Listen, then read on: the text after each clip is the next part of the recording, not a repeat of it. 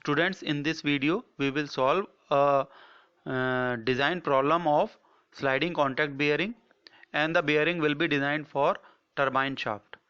So I am reading the example. The load on the journal bearing is 150 kilonewton due to turbine shaft of 300 mm diameter running at 1800 rpm. Determine the following. Number 1, length of the bearing. If the allowable bearing pressure is 1.6 Newton पर mm square, तो यहाँ ध्यान देना आपकी allowable bearing pressure 1.6 Newton पर mm square है. Second thing that you have to determine is the amount of heat to be removed by the lubricant per minute if the bearing pressure is 60 degree centigrade and viscosity of the oil at 60 degree centigrade is 0.02 kg per meter second and the bearing clearance is 0.25 mm. तो यहाँ हमें बताया गया है कि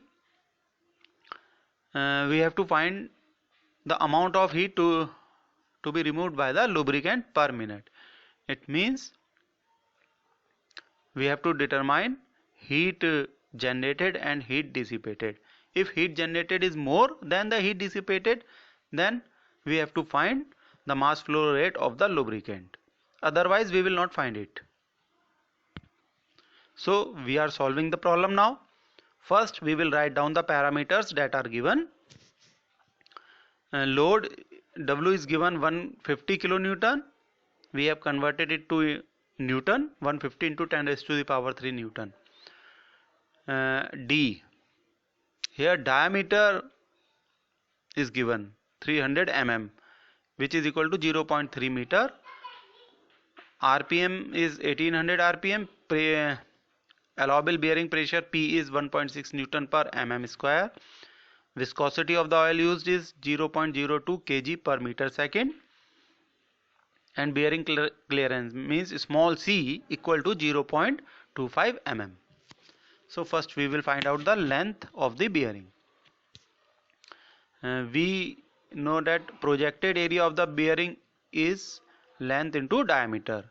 So area projected area is L into 300. 300 is the diameter.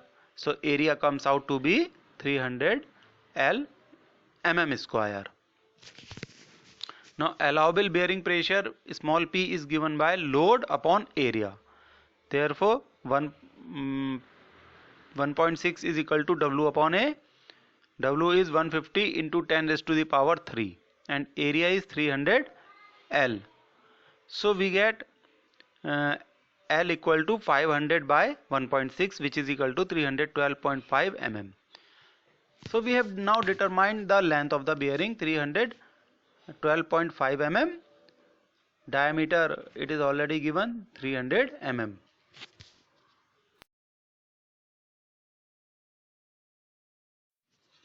Now we will determine the amount of heat to be removed by the lubricant. For this, first we have to find out the value of coefficient of friction for the bearing.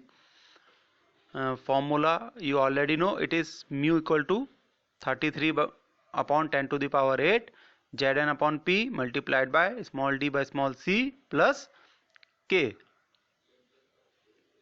Right, all the values are known to us. 33 upon 10 to the power 8, Z is 0.02, N is the RPM 1800, P is the allowable bearing pressure 1.6, small d is 300 and C is 0.25. K we already know, it is 0.02. This we have discussed in our previous video. ये formula design data book में भी दे रखा होगा. So you will get the value of coefficient of friction mu equal to 0.011. Next we will find out the rubbing velocity V, which is given by pi dn by 60. ध्यान रखना यहाँ diameter metre में रहेंगे हम, which is 0.3 meter. N RPM आपको पता ही है 1800. So you will get the rubbing velocity as 28.3 meter per second. So amount of heat to be removed by the lubricant. So we will find amount of heat generated, Qg equal to mu Wv. W is the load and V is the velocity. We have already determined it. So we will get the value of heat generated is 46.695 kilowatt or 46695 joule पर second. तो यहाँ question में पूछा गया है joule पर minute में, तो आप इसे मिनट में खुद कन्वर्ट कीजिए. This you can easily do.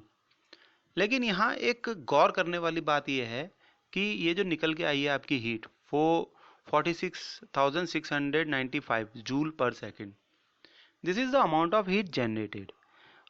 अब जितनी इसमें से कुछ हीट